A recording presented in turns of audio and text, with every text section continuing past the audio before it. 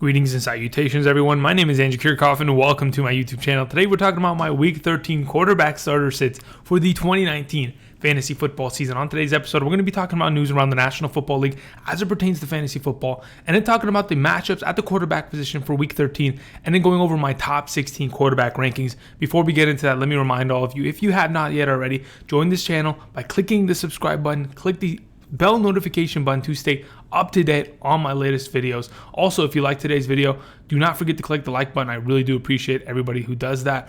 So again, thank you in advance. Hey everybody, how's it going? All right, so really quickly before we begin, I want to go ahead and say happy Thanksgiving to everybody. If you're watching this today, tomorrow, wherever it may be, I just want to hope everyone has a wonderful holiday weekend. Should be great. Just wanted to wish everybody a happy Thanksgiving and tell you guys that I truly am. Can we stop getting texts when I'm trying to get emotional? No. The whole point is I just want to let you guys know that I'm really thankful for your guys' presence for this YouTube channel. My YouTube channel, yes, I would make videos whether you guys watch or not, but your guys' support continuously being there on every single video, whether it's in the comment section, liking on Patreon, on Twitter, doesn't matter. I really do appreciate you guys continuously supporting the channel, and it makes a huge difference. And I just want to say that I'm thankful for your guys' presence and helping build this community. So again, thank you in advance whenever you guys are watching this. I appreciate you guys' support. All right, so let's go ahead and talk about some news around the National Football League. Starting off from the top, Adam Thielen did not participate in practice. Now, I'm still keeping him in my wide receiver ranking because I do expect him to play by Sunday. If it was a Thursday game, I'd be a little worried. Now, speaking of a Thursday game and a player that might not potentially play, it's Julio Jones. He has an AC joint sprain in his shoulder, exactly the same one that James Conner is dealing with. Now, he's optimistic that he can play Thursday, but again, this is an injury that is, it's definitely not something that you can take lightly. We've seen what it's done to James Conner in the last couple weeks. We've seen what it's done in other instances to other players in years past, and it's not an injury to mess around with. But obviously, some different players have different degrees of injury, and as of right now, we've seen Julio play through a lot of injuries in his career, so I'm hoping that he can play this week. But even then, it's already a tough matchup because Marshawn Lattimore's probably going to be clamping him down or trying to if he ends up playing. So it's probably just a boost for Calvin Ridley either way. But that's another piece of information that I wanted to go over. Outside of that, obviously, if you go and you look at the practice reports for Wednesday, you might see, okay, Zach Ertz didn't practice today. That's just a body conservation thing. They're trying to keep the longevity of this team going, and they're trying to stay healthy. So in fact, they're going to sit veterans on Wednesdays, and that always happens every single week, so that's not a surprise. Now, in terms of players that potentially may be being replaced, Brandon Allen, the quarterback for the Denver Broncos, may be replaced this week by Drew Lock, the rookie that was drafted this season. Both these guys are rookies, but Drew Lock was a higher overall pick, and to be honest, wasn't a terrible quarterback in college. This is a guy that could potentially come in and help this organization, but truly, this 100% will affect the receiving core and mainly Courtland Sutton. Now, in my rankings, I have him in like the late 20s. You may go and check that out. But I still do believe no matter who plays quarterback for this team, whether it's Flacco, Brandon Allen, or Drew Lock, they're going to feed Courtland Sutton. He is the number one wide receiver, and the offense revolves around feeding him the ball, certainly. So I'm not really worried about that. Even last week, even when he struggled 8 targets, Courtland Sutton was fine. So he's going to get his opportunity regardless of the quarterback under center. Outside of that, injuries, Delaney Walker, ankle, sent to the injured reserve. Jonnu Smith, full-time starter rest of the season, should be good to go. Juju Smith-Schuster today, still seen in a knee brace on Wednesday, probably is not going to play this week. Therefore, James Washington, still another decent play for the rest of the week, if in fact Hodges is going to play better. Gerald Everett, they finally, yesterday I was yelling about it. Why aren't they telling us that Gerald Everett's hurt? Finally, they tell us that he's hurt. He's day-to-day. Again, we're probably not playing him despite the injury. Despite the matchup against the Cardinals, just not a great way to go. Outside of that, Jakeem Grant, I'm just reading it off a list to be honest. Jakeem Grant, I had to write this down. For the Dolphins, injured reserve, he's gone. And then we're a little bit uncertain on the possibility of Devontae Freeman playing this Thursday. We'll see how that goes. We'll probably get word by tomorrow morning if whether or not he's going to play. I'd probably just rather not even play him at all, even if he plays, unless you're super desperate. And then T.Y. Hilton's still dealing with some calf injury, so no problem. All right, so there's the news around the National Football League in terms of injuries, stuff like that. Let's go ahead and talk about matchups at the quarterback position going into Week 13. All right, The Arizona Cardinals give up the most points to opposing quarterbacks in 6-point per passing touchdown formats. Now, the issue is that Jared Goff is the other quarterback playing the Arizona Cardinals.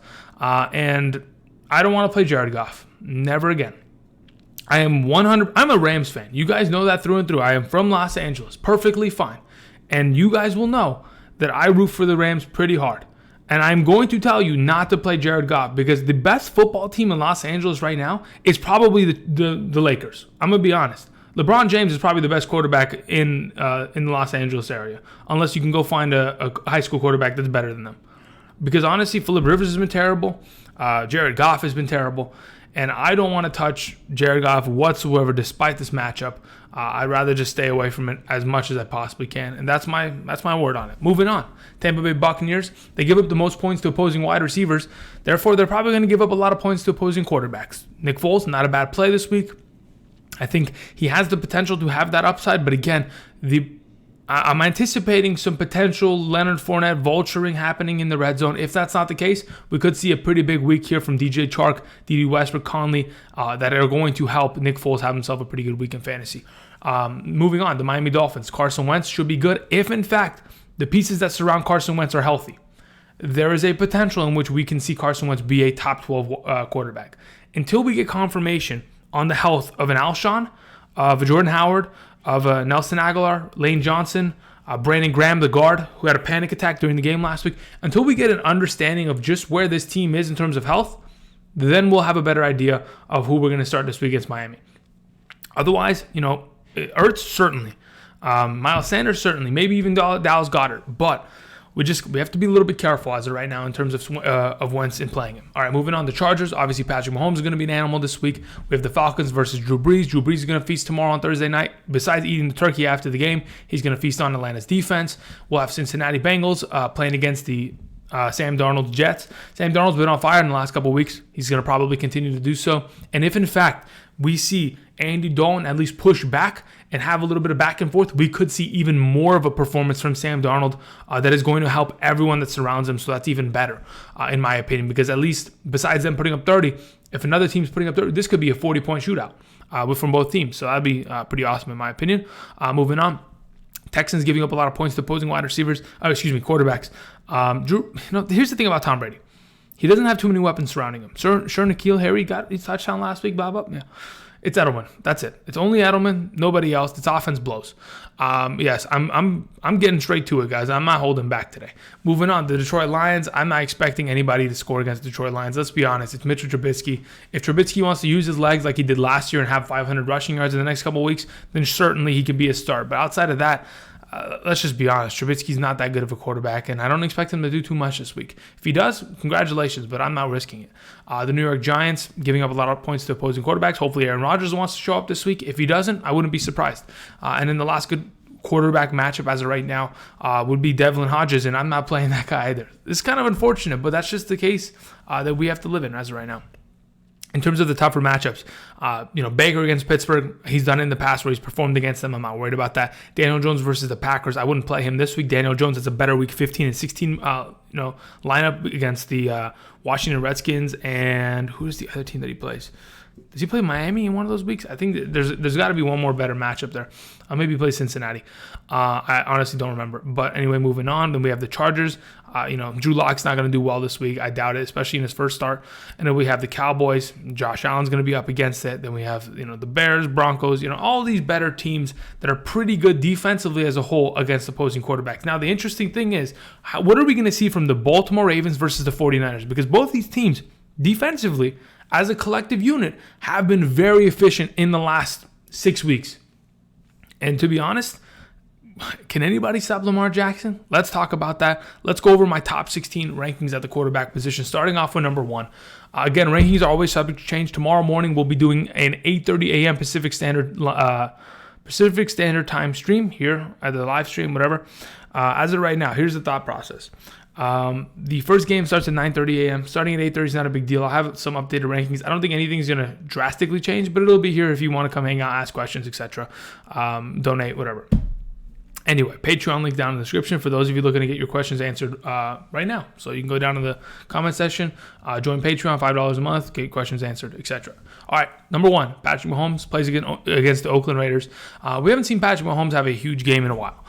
Is that a surprise? Not really. But the thing is, Patrick Mahomes has the capabilities of always doing so. He could throw the ball 50 times in a game like he did against Tennessee and throw for 3 touchdowns and 450 yards, and people will forget about it because that's what we expect Patrick Mahomes to do. But against a team like the Oakland Raiders, hopefully he can have a performance like he had earlier in the season. Early in the season, I think against the Oakland Raiders in like week 2, Oakland took an early lead on this team. And to be honest, in the first half, you were thinking, wow, are the Oakland Raiders going to do it? And then we have Patrick Mahomes score 4 touchdowns and 450 passing yards real quick, Hopefully that's the performance we get this week. I'm anticipating it. If Tyreek Hill's, pretty healthy, they're coming off of a bye. Patrick Mahomes, his knee, ankle injury are probably healed up perfectly now. The offensive line's healthy. I expect him to be good. He's my number 1 on the week. Moving on to number 2, Lamar Jackson. Here's the thing. If you're a Lamar Jackson owner, and if you do not start him this week, how dare you? Let's be totally honest. Lamar Jackson can do no wrong. He is literally an unstoppable force in the National Football League right now. And he is, as of right now, from what I'm able to tell, he is having the MVP season that players in the past have absolutely had. That year that Cam Newton completely went off in 2015 and not a single team could stop them. That year where Matt Ryan had his MVP season with 38 passing touchdowns and not a single team could stop them. This is exactly what Lamar Jackson is doing. They have an offense that teams cannot stop. They cannot respect the quarterback keeping the ball, and they honestly at times can't even stop this dude throwing the ball. They are an unstoppable offense, and until we see an unstoppable offense against an immovable defense, I don't know what we're going to, be able to do. But this is the opportunity where San Francisco could potentially kill the myth of Lamar Jackson. I doubt they can get that done. He's just a beast slayer, and he's going to get it done this week. I mean, goodness gracious. The dude's thrown, 12 touchdowns in the last 3 weeks. His fantasy points, 30, 39, 40, 46. How could you not start him? How dare you? Moving on, Drew Brees. Drew Brees playing against Atlanta. Honestly, should be a good matchup. Probably a revenge game on Thursday because the last time Drew Brees came out and played against this team, he was absolutely embarrassed. The offensive line gave up 6 sacks. And I expect Drew Brees to come out and really give a nice serving of revenge to this Atlanta Falcons team that is honestly just... They've been better in the past couple of weeks, but they're still pretenders. They're still a 2-win, what were they, 1-8 team? They're still a 1-8 team at their core. And I'm pretty sure Drew Brees can expose that. He's my number 3 quarterback on the week. Again, he's been playing pretty lights out in the last couple of weeks. Obviously, the pressure that has gotten after him has made a pretty big difference in terms of him being able to stay upright and healthy. But in the last 2 weeks, 6 passing touchdowns. Outside of that 1 week against Atlanta, he's had 9 touchdowns, 3 per game since his return in week 8. So as of right now, I'm pretty confident in Drew Brees. Moving on, Russell Wilson playing against the Minnesota Vikings on a Monday night in Seattle. Should be fun. Really, to be honest, I think he has to go ahead and throw the ball a bunch in order for this team to win this week. You cannot get away with throwing 1 touchdown and winning a game like you did against the San Francisco 49ers or the Philadelphia Eagles. This is a different team. This is a team that is going to take the ball and they are going to kill clock and they are going to dominate, up front. And they're going to honestly probably dominate the time of possession. If that's the case, Russell Wilson's going to have to come out with their slow, methodical offense and have to turn it on and have to pass the ball. And I expect him to do so and be a pretty good quarterback this week. He needs to he really needs to just throw the ball over the top of his defense. I've said it for many weeks. Xavier Rhodes is washed at this point. Just feed the number 1 wide receiver. Feed Lockett and let's go. I need 10 targets this week from him. Moving on. Jameis Winston. Jameis, besides throwing 2 interceptions in the first half of last week's game, doesn't really matter. The guy will come out. He'll throw his touchdowns. He'll get his 300-plus yards for the how many weeks in a row? 6 weeks in a row he's had over 300 passing yards. The guy will get it done every week. He will. And the Jacksonville Jaguars matchup is nothing that I'm too concerned about. So as of right now, with the receivers that surround him, with the offense that surrounds him, with how successful potentially the running game could be this week, it's only going to open up play action for Jameis Winston, and he should be a good player this week. He's my number 5. Moving on to number 6, Dak Prescott. I respect the defense for the Buffalo Bills, but is it enough to where I can think, okay, Dak Prescott's not going to throw for 350 plus yards and 3 touchdowns? I don't think so. I think Dak and this offense, they all know that they're going to win games by passing the ball. That's how they've done it this season, and that's how they'll continue to do it. Obviously, last week was a struggle because they only threw the ball 33 times and for only 200 yards, when in weeks past we had them throwing for over 400 yards every single week with 3 passing touchdowns each of the last 3 weeks prior to this New England game. So we're going to get back onto it. We're going to pass the ball, have a lot of passing touchdowns. He should be pretty good. He's my number 6. Moving on, Kyler Murray, number 7. Against the Los Angeles Rams, from what I was able to see Lamar Jackson do and pick this team apart, Kyler Murray always has an opportunity to do so. This is a guy that was competing and almost beat the San Francisco 49ers defense twice. I don't see this Los Angeles Rams defense just turning it on all of a sudden against a team like Kyler Murray. Sure, he's a rookie quarterback that's a little bit inexperienced, but he's had time. He's had 10 plus weeks to learn this offense, learn how to play in the NFL, learn the game speed, and I think he's going to be a pretty good quarterback this week. He's my number 7. Moving on to number 8, we have Kirk Cousins off of the bye week. The guy's been incredible. I mean, outside of that one Thursday night game, he's just been insane. 2 touchdowns, 4 touchdowns, 4 touchdowns, 3 touchdowns, 2 touchdowns, 3 touchdowns. Consistent, gets the ball out of his hands, and even with Dalvin Cook in the backfield, absorbing touchdowns, this is a guy that is always going to pass the ball 30 plus times a game and potentially get the job done on a pretty consistent level. That's what he's done, at least thus far this season. In the last 3 weeks has been really good, and I don't think Seattle's defense is good enough to where he can slow down, or they can slow down a guy like Kirk Cousins. All right, moving on. Let's close out today's video with a couple spicy picks here, shall we? Number 9, we have Sam Darnold playing against Cincinnati. Like I mentioned a little bit earlier when I was talking about matchups, Sam Darnold has been incredible. This team has scored 34 points each of the last 3 weeks. They are on another level in terms of at least finding themselves. And we saw this from the New York Jets last season. At the end of the season, we saw them pick up pace, and we saw Sam Darnold take over and become that franchise quarterback that they drafted those years ago. Now, the question remains, or last year, the question remains, will they be able to do that against Cincinnati? Absolutely. Now, if Cincinnati and Andy Dalton want to fight back and actually put points on the board, it will keep Sam Darnold on the field more consistently, unlike last week. Halfway through the third quarter, the Raiders pulled their entire starting team. They pulled their team, they sent them to the locker room, they were done. They packed it up. They're on the flight, they were already leaving. So as of right now, if we can get a little bit more of a competitive matchup with the Cincinnati Bengals, I think Sam Darnold can be even better and have even more production. He's my number 9 on the week. Moving on to number 10, Baker Mayfield. Baker Mayfield's been pretty good in the last couple weeks. Now, a lot of it has to do with matchups. A lot of it has to do with the offense truly clicking now. Early in the season, we did not see this offense click, and we didn't see Baker produce. He was consistently throwing interceptions. In fact, in the first, 5 weeks of the season, in the first 6 weeks of the season, he threw an interception in 7 weeks of the season. He threw an interception in every single game. As of the last couple of weeks, yes, he threw an interception against the Miami Dolphins, but he's been more consistent. It's been a 1 interception to, 8 touchdown ratio. That's way better than what we've seen in the past. Obviously, Pittsburgh, he's played well against them in the past, and hopefully will play against them pretty well this week. He had 3 touchdowns against them last time. One was a rushing touchdown that he kind of stole from Nick Chubb, but either way, I expect Baker to be a pretty good play this week. We got a lot of revenge in this game, and it should be exciting. Moving on, Jimmy Garoppolo is my number 11, the guy that was on the thumbnail today. Jimmy Garoppolo, despite, honestly, I didn't expect him to play as well as he did last week. And I haven't expected him to play as well as he has this year. But he continues to play at a pretty high level. Playing against Baltimore, this is not an easy matchup. He could absolutely be exposed, but I think Jimmy Garoppolo is going to step up to the test at hand, and I think he's going to get it done.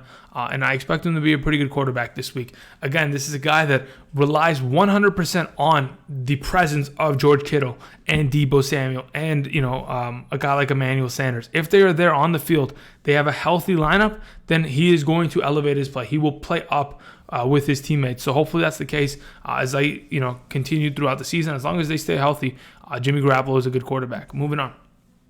We have number 12, Deshaun Watson. I'm a little worried about Deshaun Watson, and I'll tell you why. Tom Brady in this offense, sure, they're a little slow. Tom Brady only has 15 passing touchdowns this year. But the thing is, it's their defense. It's their special teams. And they're going to get after Watson. And Watson, we've always known their offensive line cannot protect. And they've been better this year. But again, that has always been an issue. And if the defense is going to get after Watson and they're going to cause pressure and they're going to send blitz packages and they're going to double cover Hopkins, it is going to be extremely difficult for Watson to just feed the ball to one guy or two guys if the run game is also not working. That looks like a lot of 3-and-outs in my opinion. And unless they can get something going quickly at home, this could be a slow game and could be a quick loss for them. Moving on, number 13, Ryan Tannehill, coming off a huge week as the number 2 quarterback on the week last week.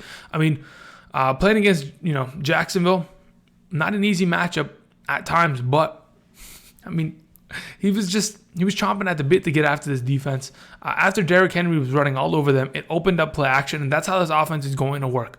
If, in fact, Ryan Tannehill can consistently get the ball out of his hands in the play action schemes, why can't he be a reliable quarterback every single week? I have him on this list quite often because in the last 5 weeks, he's been a 20-plus guy in 6-point per passing touchdown formats, and he's not really slowing down. And he's continuously finding his receivers, whether it end up being a backup tight end or the backup running back. It does not matter. He has no bias. He really has no number 1 wide receiver. This offense is a little tricky, but Ryan Tannehill has stayed consistent. And as of right now, to be honest, I have a lot of confidence in Ryan Tannehill in this coming week. I mean, again, the last couple weeks, 2 touchdowns, 3 touchdowns, 2 touchdowns, 2 touchdowns, every week. Or actually, this past week he had 4 because he had 2 on the ground. The guy's been insane. So I'm playing him. Even though he's at 13, I still have a lot of confidence, and if I have the opportunity to do so, I'm going to play him. All right, moving on. Josh Allen at number 14. Again, Josh Allen has been really good. Despite the matchup last week against Denver, was still able to pull it out of his ass, to be honest. For a lack of a better term, he really did. I did not expect Josh Allen to play well against that defense. I expected him to be a top 12 quarterback because that's just how he works. He somehow will step up to other teams and at times will disappear. But as of late, he has truly learned to be a starting quarterback in the National Football League and play consistently.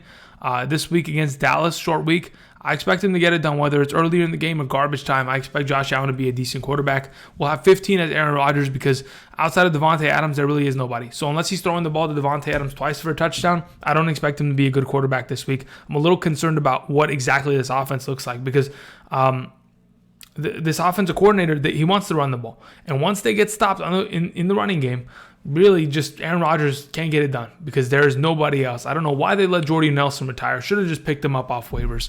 It's just sad at this point. Moving on. Kyle Allen's my last quarterback that I wanted to talk about today. Kyle Allen's coming off a 3-touchdown week against a very good New Orleans Saints defense. And I truly do believe if you can play like that against New Orleans, there's no way in hell that you cannot play against the Washington Redskins at that level. As long as Christian McCaffrey's there, there's always a potential of him vulturing 4 touchdowns, always a chance. But I do expect DJ Moore, Curtis Samuel, McCaffrey in the passing game, Greg Olsen to be great. And to be honest, with Kyle Allen kind of stepping up, should be a pretty decent play this week against Washington. Those are my top 16 quarterback rankings. I want to thank everybody for watching. Again, happy Thanksgiving to everybody. Have a great Thursday. Hopefully you guys set your lineups before Thursday. There's 6 teams playing, so make sure you take care of that. Make sure everything's settled. And again, thank you everybody for watching. If you have not yet already, click that like button, click the subscribe button, and until next time, I'll see you guys. Peace.